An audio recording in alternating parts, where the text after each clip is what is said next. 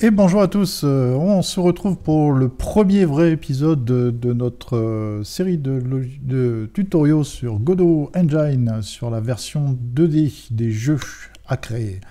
Alors, on va commencer tout de suite à créer un dossier.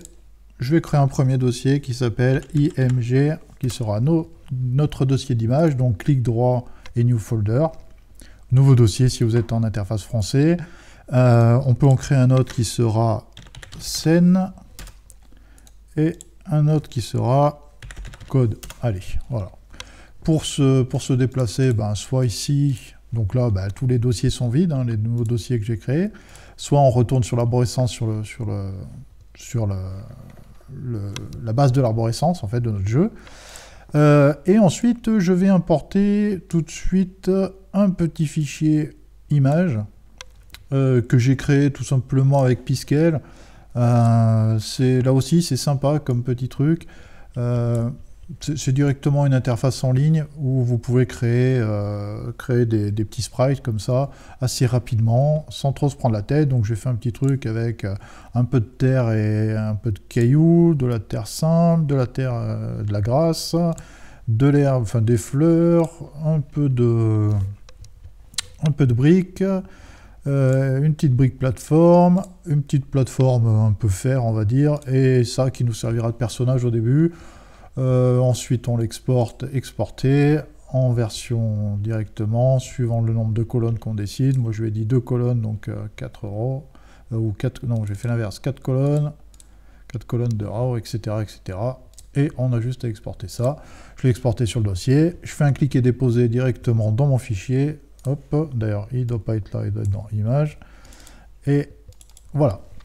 Alors, une fois que j'ai ça, qu'est-ce que je fais? Eh bien, on va créer tout simplement une première scène. Pour démarrer une scène, il vous faut un nœud de base, un nœud d'origine, en fait, de votre scène. Au même titre qu'il y a un 0,0 sur une scène, il va falloir qu'il y ait un espèce de nœud, on va dire un nœud. Donc, vous allez vite comprendre pourquoi je parle de nœud. Parce que voilà, le premier truc qu'il nous propose, c'est de mettre un nœud. Moi, perso, je vais mettre un nœud 2D, même si les différences ne sont pas très subtiles, ça peut peut-être nous servir plus tard. Un nœud 2D. Allez, voilà. Donc, ce nœud 2D, en fait, correspond à notre scène. On peut très bien l'appeler scène 01. Tac. Et donc, ce qui fait que, maintenant, si je sauvegarde, on va sauvegarder directement cette scène, même si pour l'instant, elle est vide. Je vais lui dire, CTRL-S, sauve-moi ça.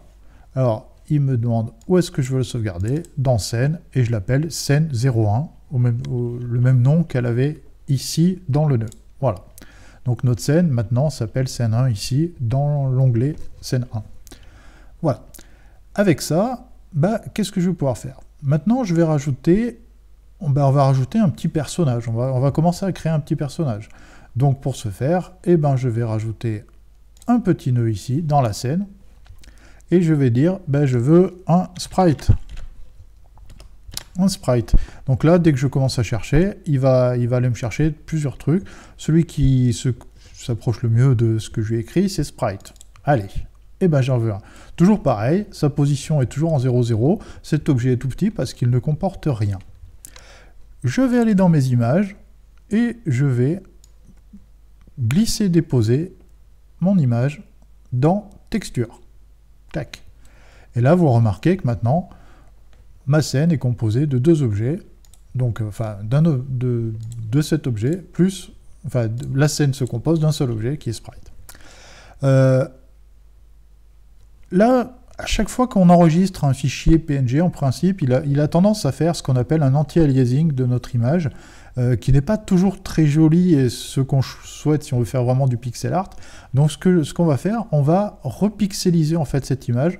Il y a une petite fonction qui est toute simple, on sélectionne notre image comme ça. Ici à droite de scène, vous avez un petit onglet qui s'appelle Import. Et dans les imports, il y a des presets ici.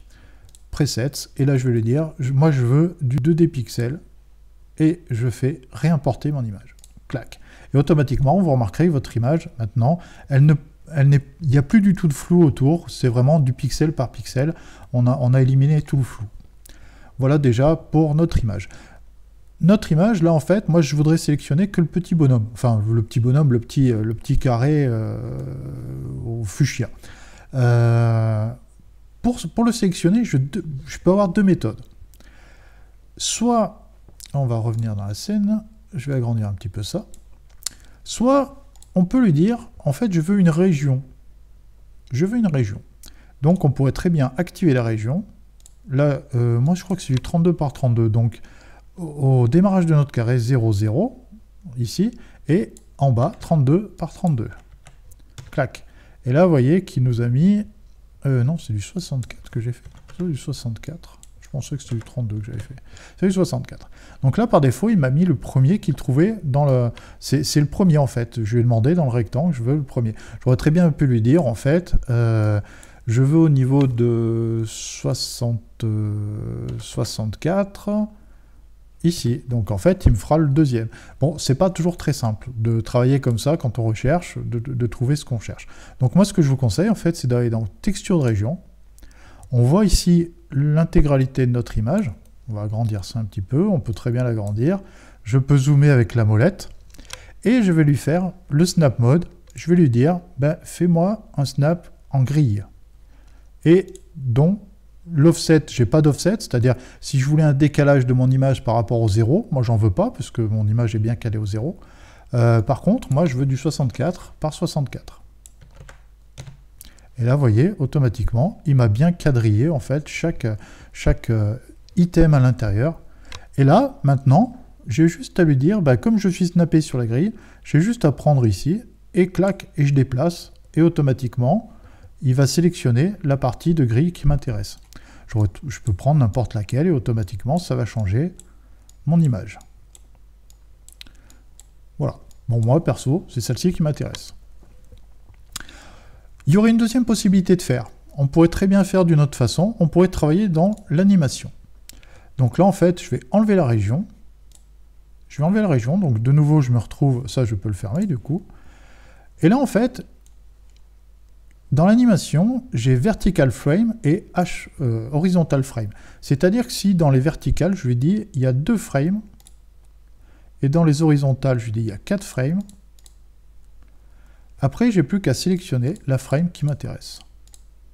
Voilà. Donc là, en l'occurrence, c'est la 7, puisqu'on on commence à 0. La 0, c'est la première, et la 8e, c'est la numéro 7. Voilà. On a 2 façons de travailler comme ça. Et ça peut être intéressant, parce que ce principe-là de vertical et d'horizontal frame, et de changer de frame, ça peut être intéressant pour les animations. On peut faire changer d'animation comme ça, c'est peut-être un peu plus simple de travailler comme ça. Voilà. Donc là, on commence à voir notre bonhomme. Par contre, bah, si je lance ma scène, bah, il ne va pas se passer grand-chose, c'est juste une image dans rien du tout.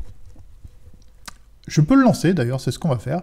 Si je fais ici Play, donc F5, si je fais Play, il va me dire, pour l'instant, j'ai aucune scène de définie, moi, en tant que scène de démarrage. Il faudrait m'en choisir une. Et ben, je vais en sélectionner une. En l'occurrence, pour remonter, enfin, si vous n'êtes pas dans le bon dossier, vous retournez dans Scène, Scène 1, et je lui dis, ouvre-moi cette scène. Ça sera notre scène de démarrage. Et là, en l'occurrence, bah voilà, on voit juste ici, puisque je suis au point de coordonnées 0, 0, je vois mon petit sprite ici. C'est pas très, très intéressant comme jeu. Mais bon, ça a le mérite d'exister. Ce qu'on va faire maintenant, on va lui dire, bah maintenant, Pépère, t'es quand même autre chose qu'un simple sprite. Tu vas être déplaçable, ou tu vas être n'importe quoi. Ce que je vais faire, dans scène, parce que là, en fait, le sprite, vous verrez qu'il ne sert que plus tard. Dans scène 1, je vais lui dire, ben moi, je veux un genre de joueur, un truc kinématique, en fait, un petit bonhomme. Un petit bonhomme. Donc, ce petit bonhomme, en fait, n'est rien. C'est juste un objet scripté qui va nous permettre d'avoir quelques fonctionnalités de mouvement, de déplacement, de collision, de choses comme ça. Donc, bah, celui-là, je vais l'appeler Player. Tac. Et mon vrai joueur, ce sera celui-là. Donc, quand on regarde dans l'arborescence, là, j'ai volontairement fait exprès de vous rajouter dans l'éditeur Alors, attendez, ça, je vais essayer de vous le retrouver si ça vous intéresse. Tac, tac, tac, le texte editor, alors je sais jamais où c'est que c'est ça, dans le Sentry, voilà, Sentry, moi je lui ai dit afficher les lignes de relation, et en plus je les ai mises en vert très visible pour que vous les voyez bien, et en fait, ce sprite-là, je vais l'intégrer dans mon player. Tac. Ce qui fait que maintenant, c'est un sous-objet de mon player. C'est-à-dire que quand player va bouger, le sprite va bouger aussi.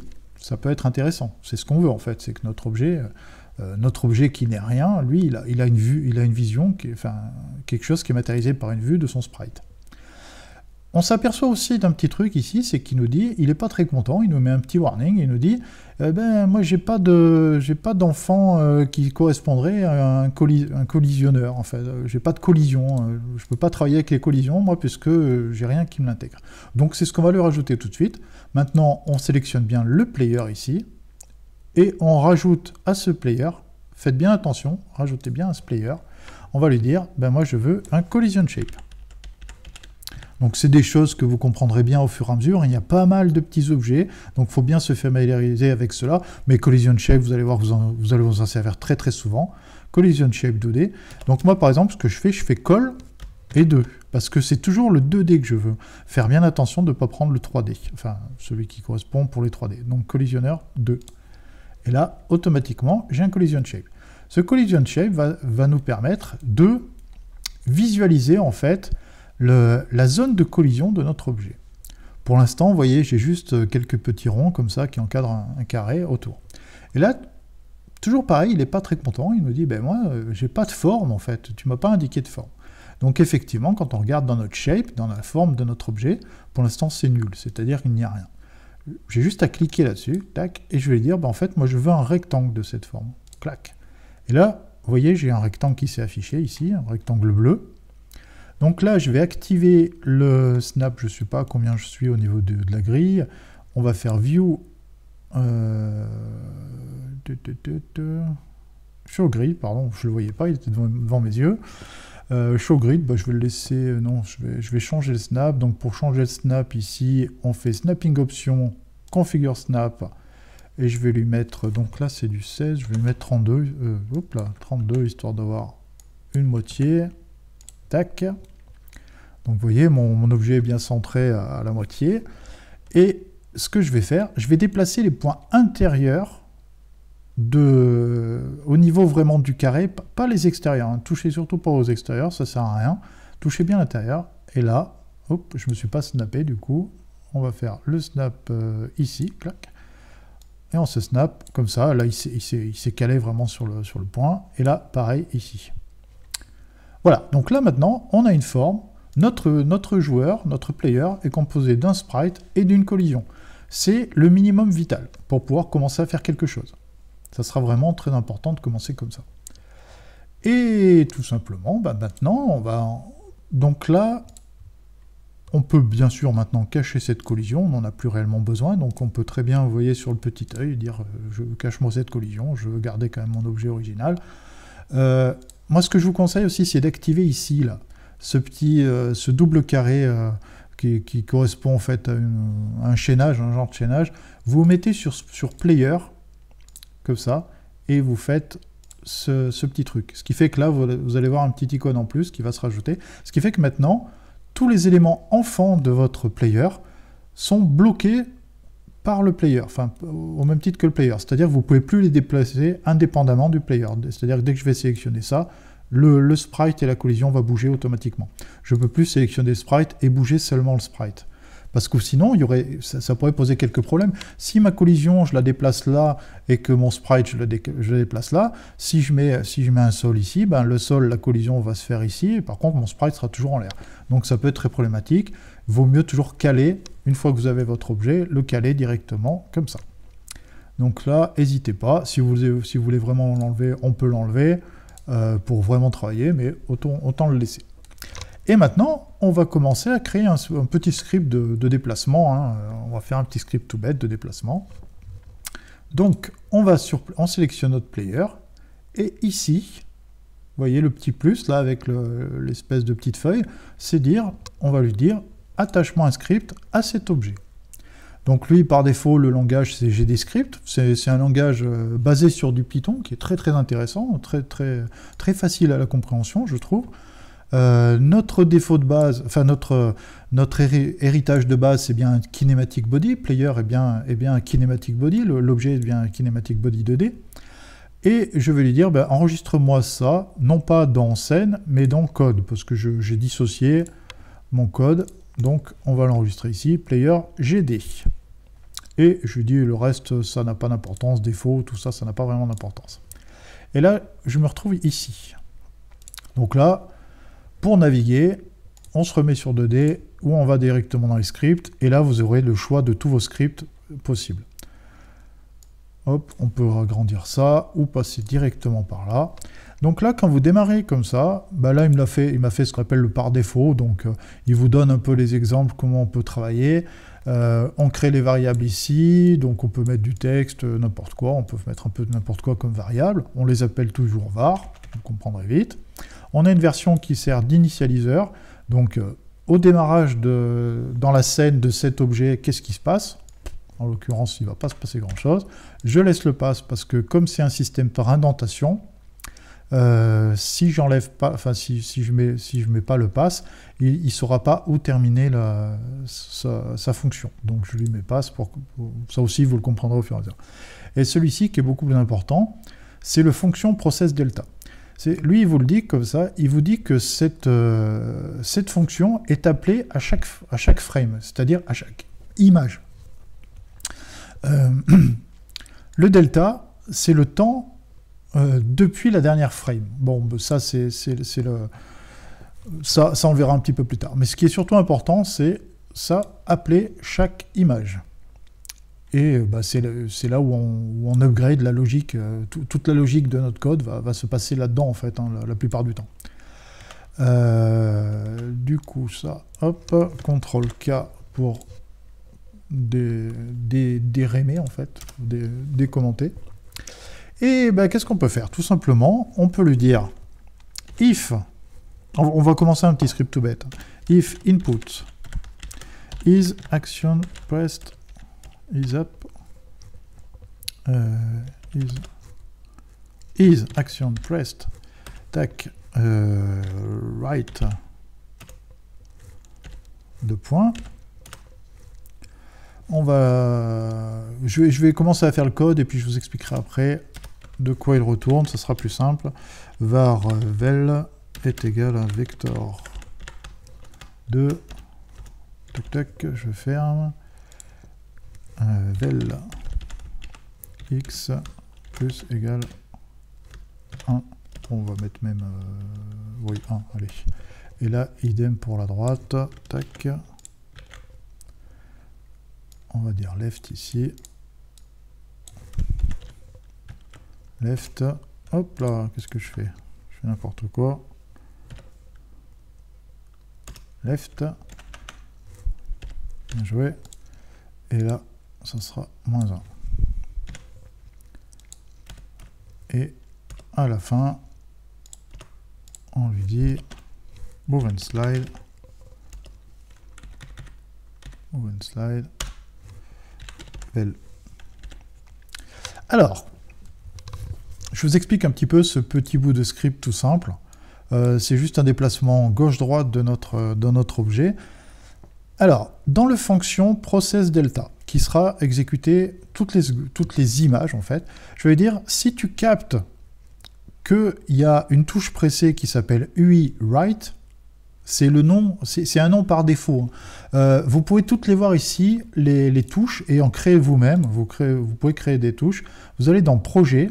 Attendez, on recommence. J'ai été un peu vite. On va dans Projet, Projet Settings, et dans Input Map, vous avez toutes les touches en fait qui sont par défaut. Donc, par exemple, UI Accept, ça peut être Entrée, KP Enter, Space, ou suivant si vous avez une Xbox, la Nintendo B, le device bouton 0, en fait, voilà, ça peut être plein de choses. UI Select, UI Cancel, et vous avez gauche-droite, qui sont les touches classiques. Vous pouvez en créer vous-même, hein, vous pouvez très bien dire, ma gauche, clac, je la crée, ma droite, tac, je la crée. Donc maintenant, vous les voyez tout en bas, vos valeurs. Et là, on va dire rajouter. La clé, moi, je suis gaucher, par exemple. Donc, moi, le ZQSD habituel ne me convient pas trop. Donc, moi, en principe, j'utilise le OCalm, OKLM. Puisque, comme ça, je peux avoir le pouce quand même sur la barre entrée. Donc, moi, en l'occurrence, ma gauche, c'est K. Donc là, au niveau des touches, je rajoute K. Et ma droite, je rajoute une touche, sera M. Tac. Et là, je peux close. Et là, effectivement, maintenant, je peux changer. Je peux lui dire ma droite. Oh, décidément. Ma droite. Et là, c'est ma gauche. Ma gauche. Voilà. Alors, à chaque fois que j'intercepte l'action presser ma droite, ce vecteur, en fait, que j'ai instancié tout en haut, vecteur que j'ai appelé vel, vélocité, en fait, moi je l'appelais souvent vel, mais c'est velocity.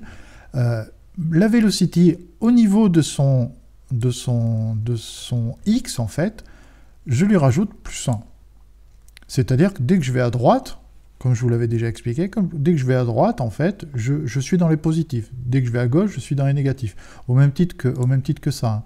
Là, si vous regardez votre au niveau de la grille, vos marqueurs comme ça, vous allez voir que dès que je vais à gauche, je suis dans les négatifs, et dès que voilà. Donc c'est pour ça que je vous avais expliqué ça là sur le premier. Donc j'ajoute 1 et là j'ajoute -1. Et là ça le passe maintenant, je peux l'enlever puisque j'ai des trucs en dessous. Faire très attention à l'indentation. C'est ce que je vous avais expliqué. Une fonction n'a pas de fin de fonction. C'est-à-dire que si je veux créer une nouvelle fonction, ici, fonction Toto, qui peut être... on va lui dire écrit, tiens, écrit.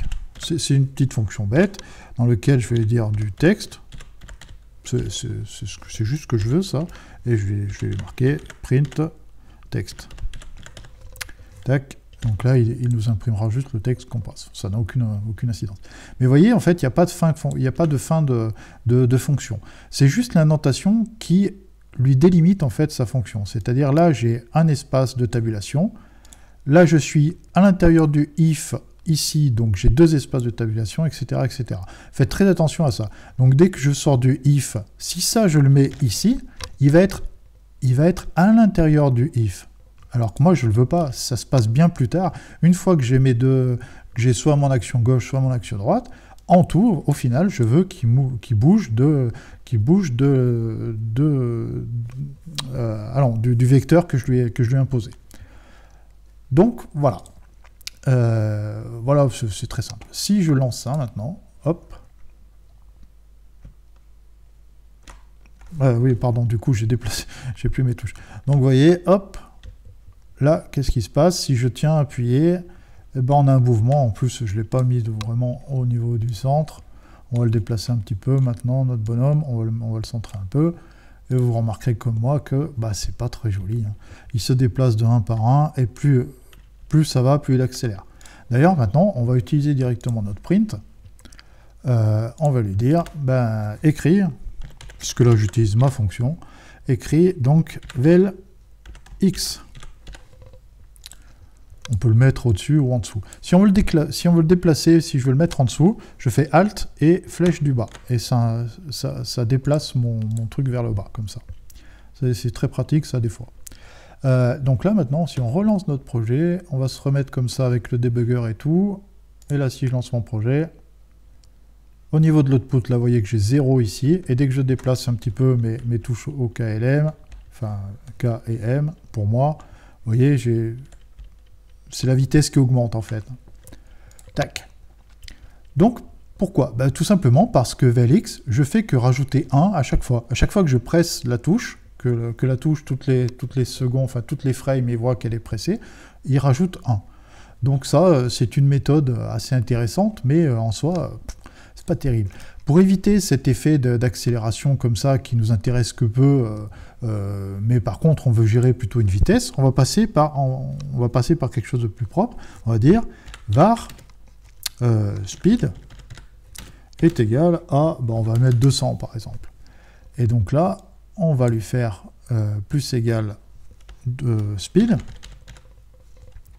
Ici pareil. Mais ce qu'on va faire ici, on va lui dire vel x est égal à 0. C'est-à-dire que pour qu'à chaque nouvelle image, ta nouvelle vitesse est de 0 avant qu'il y ait un appui de touche. Et là, on s'aperçoit que... Oui, c'est vrai que... tac. On va pas voir plus grand-chose. Mais là, on a un mouvement. Hop, dès que je m'arrête, ça s'arrête. Et l'accélération est constante. Moins 200, 200, moins 200, 200. Donc voilà. On a géré plus ou moins rapidement la vitesse de notre objet. Bon, pour l'instant, ça ne paye pas encore de mine. Mais on travaillera après pour faire d'autres choses plus intéressantes. La gestion du saut, les choses comme ça. Mais on fera ça dans un prochain épisode. Allez, ciao, ciao!